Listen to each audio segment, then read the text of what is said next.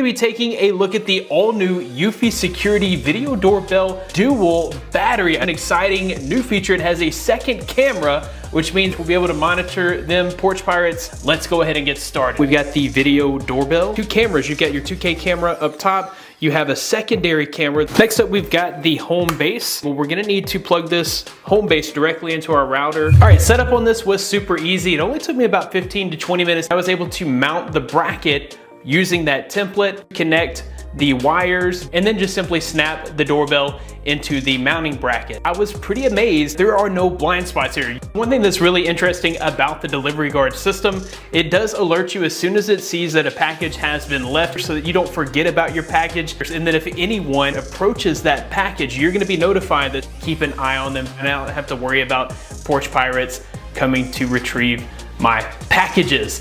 Thanks guys for watching. Be blessed. I'll see you in the next one.